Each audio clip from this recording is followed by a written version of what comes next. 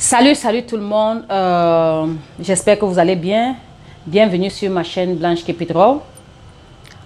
Aujourd'hui, je vais parler d'un sujet qui est en train de bonder les réseaux sociaux. C'est l'interview qu'a eu Meghan Markle et le prince Harry. Et je vois beaucoup de gens sont surpris et certains sont offusqués de ce que vraiment ils n'auraient pas pu penser par rapport à tout ce qu'elle a déversé dans l'interview. Mais honnêtement, je ne suis pas étonnée. Je ne suis pas étonnée une seule seconde. Et en fait, je fais cette vidéo pour un peu avoir rappelé aux gens qu'au moment où cette jeune fille se mariait au prince Harry, j'étais l'une parmi quelques personnes qui trouvaient que c'était une mauvaise décision qu'elle avait faite. Et beaucoup de gens m'ont traité de jalouse. Je suis une femme noire qui ne supporte pas sa sœur et tout ça, non.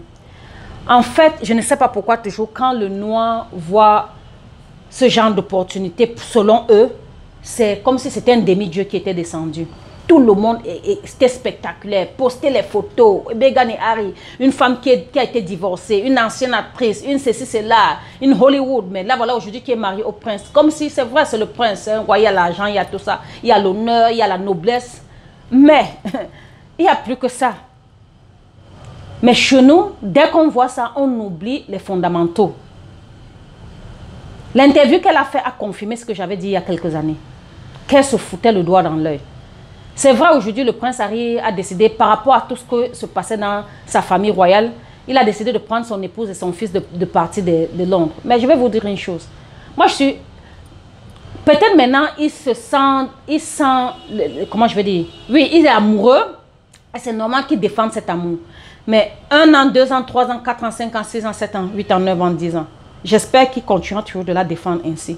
Parce que je ne veux pas qu'il se réveille un jour comme un cauchemar et dise, mais tiens, comment est-ce que j'ai pu abandonner mon pays, ma famille, mes amis pour une femme? Parce que qu'on le veut ou non, bien qu'on ait marié une femme et qu'on devient un, avant cette femme, il y a toute une génération. C'est-à-dire que de là, au moment où tu es né jusqu'à l'âge où tu te maries, tu avais toute une autre vie. Donc on ne peut pas le balayer d'un revers de la main aussi facilement. Ça, il faut le dire. Mais ce qui m'a même beaucoup surpris, c'est Oprah Winfrey. C'est-à-dire quand elle explique à Oprah que pendant sa grossesse, eux, ils se posaient déjà la question de savoir comment son fils devait sortir, avec quelle couleur de peau et tout ça. Et Oprah ouvre la bouche comme si elle était étonnée. Elle dit, Oprah, s'il te plaît, arrête de jouer à la naïve, ou bien de jouer à l'ignorant, ou bien de faire semblant. D'autres personnes encore peuvent ne pas comprendre, ne pas lire entre les lignes. Mais toi et moi, Mrs. Oprah, on sait ce qui se passe. Ce monde-ci, toutes les autres races n'ont aucun respect pour la race noire. Et ça, c'est évident. Ce n'est pas l'amour d'une seule personne qui va changer la situation de toute une génération, de tout un peuple. Ça ne peut pas. Et pour moi, marier quelqu'un, les gens ont souvent pensé que non, le fait peut-être d'être blanc et noir, de marier, peut-être ce genre de relation va un peu changer les choses. Vous avez donc compris. Si cette jeune femme n'était pas venue faire une interview où elle et son mari disaient ce qui se passait là-bas, nul de nous n'aurait jamais cru. Même si quelqu'un avait témoigné, pardon, et venait vous le expliquer. On allait dire non, c'est la jalousie, c'est pas vrai, il ne peut pas la traiter comme ça, patati patata. Comme on dit souvent, ce n'est que le toit qui cache les problèmes de chaque famille. Et je vois souvent les filles qui me disent, oh, si j'étais la femme de telle, oh, si c'était mon mari, oh, si c'était ma femme. Non, il ne faut jamais souhaiter être à la place de quelqu'un. Parce qu'aujourd'hui, ce que cette jeune fille a enduré, qui elle l'a même dit de sa propre bouche, elle a failli se suicider. Je ne suis pas sûre, peut-être que ça aurait été une autre noire, elle se serait déjà suicidée. Mais on est toujours prêt à croire que l'autre vie, c'est le paradis sur terre. En fait, je n'ai pas encore vu, hein, spécialement quand c'est des races comme, quand c'est le blanc et les noirs ou une autre race. On est toujours en train de se leurrer de croire que non, avec, les choses ont changé, nous sommes un autre millénaire, les chances... Non! Moi, je pense même que le racisme existe même plus qu'il n'existait avant. Et la raison pour laquelle il existe, c'est parce que nous, les Noirs, on veut toujours accommoder, on veut toujours comprendre, on veut toujours faire semblant, même quand c'est là, on dit qu'on n'a pas vu. Le racisme, c'est comme l'abcès qui vous prend sur le corps. Quand vous avez un abcès et que le pus est en train de se former à l'intérieur, tant que vous n'avez pas ouvert cette plaie et laissez voir la laideur du pus, parce que le pus, non seulement il sent, il est laid, il a une couleur vraiment désagréable. Tant que vous ne voyez pas ça, vous n'enlevez pas ça, ce pied-là peut pourrir et devenir la gangrène. Et le problème donc avec les Noirs, c'est qu'on laisse toujours nos problèmes pourris comme la gangrène. On ne veut jamais ouvrir la plaie. Dès que tu veux ouvrir la plaie, on va te critiquer. Oh, tu dis ça parce que tu es jalouse. Oh, tu dis ça parce que tu ne peux pas marier le prince. Oh, tu dis ça parce que tu as vu une... C'est ça le problème. Ceux-mêmes qui pensent du bien pour la communauté noire ne sont pas valorisés comme ceux qui ne pensent pas du bien. Parce que arrêtons de vulgariser les choses sur les réseaux sociaux. Ça ne nous aide pas. On le fait, ça ne nous aide pas. Pour moi, c'est tout court. Pour l'instant, chaque race doit être entre eux. Jusqu'à ce que toutes les autres races comprennent que tu sois blanc, que tu sois noir, que tu sois jaune, que tu sois rouge, quelle que soit la race dont tu es. Si tous les êtres humains sur la terre se respectent à égalité, pas que nous, on est traités comme des moins que rien, même les animaux, les blancs traitent les animaux mieux qu'ils traitent les noirs. Tant que ça ne change pas, je ne comprends pas pourquoi on va chaque fois essayer de vouloir... toujours comment je vais dire ça, avoir fusion avec une autre race, ça ne nous aide pas. Nous sommes les faibles, nous sommes les underdogs, on ne nous apprécie pas. Restons dans notre coin, demandons ce respect, cette considération, battons-nous pour ça. Et après, si éventuellement, un jour, peut-être la génération future trouve mieux, là maintenant on peut se marier sans problème parce que nous tous nous sommes les êtres humains. Mais le fait que je dis non, non maintenant, c'est parce qu'on ne nous considère pas comme tels. On a vu tellement d'exemples dans le monde qui nous prouvent. Mais toujours, quand il y a une situation comme ça, on fait semblant, on pousse ça à côté et on tombe avec les yeux la tête. Et dès qu'il y a un problème, tout le monde commence à aller sur les réseaux sociaux. Vraiment, on est surpris. Qui aurait cru que la famille royale devait se comporter comme ça? Are you kidding me? Hello? Quand est-ce qu'on va cesser de vraiment être aussi naïf et d'utiliser nos cerveaux? Quand? Je vous raconte une histoire. J'ai une amie juive qui m'aime beaucoup et qui aime les Noirs. Qui n'est pas, à prime abord, elle n'est pas raciste. Mais de temps en temps, parce qu'elle est née d'une famille juive et elle a grandi avec les Blancs, de temps en temps, elle a des agissements qui te montrent que on lui a appris qu'elle est mieux qu'une personne noire. Donc de temps en temps, il fallait que je le lui rappelle. Un jour, elle m'a mis à Washington, elle m'a mis à Baltimore, d'ici, dans le Southeast, tout ça pour me montrer la pauvreté et la souffrance des Noirs causée par les Blancs. Elle le faisait tout le temps, elle m'expliquait beaucoup de choses. Un jour comme ça, je lui demande, parce qu'elle a une fille, est-ce que tu peux permettre à ta fille d'épouser un Noir? Elle m'a dit non, mais je n'étais pas fâchée.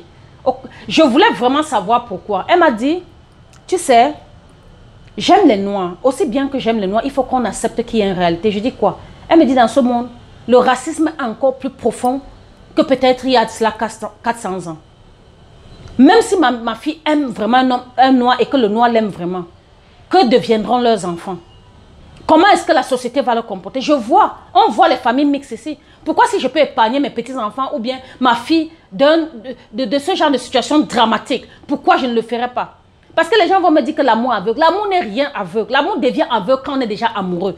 Au début, quand vous acceptez de sortir avec une personne, c'est une décision que vous faites. Parce que selon soit le comportement, la physionomie de la personne, comment la personne vous traite, que vous décidez, ok. Et puis, quand vous êtes ensemble maintenant, vous commencez à aimer et tomber amoureuse de cette personne.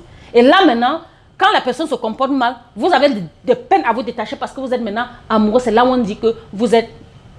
Je crois qu'on peut dire que l'amour aveugle. Mais au début, quand la personne qui avait dit l'amour aveugle au début, là, moi, je ne crois pas ça. Elle n'est pas aveugle du tout. Sinon, c'est que dès que quelqu'un te dit qu'il t'aime, il crie, je t'aime, tu dis oui, ok, allons-y, ainsi de suite. Non, c'est pas comme ça. Et j'étais encore plus surprise, vraiment, de voir comment tous les réseaux sociaux, encore une fois de plus, quand est-ce qu'on va se réveiller? Quand est-ce qu'on va faire des choses et comprendre que la suprématie c'est en français, ça se dit, ok, la puissance de l'homme blanc est toujours en train, c'est-à-dire que qu'on le veuille ou non, ils ont ça toujours vis-à-vis de nous parce qu'on est toujours divisés et que quand une situation comme celle-là arrive, quand il y en a qui disent que non, ce n'est pas une bonne direction que la fille prend, d'autres disent non, et pensent seulement que vous dites ça parce que vous êtes jaloux.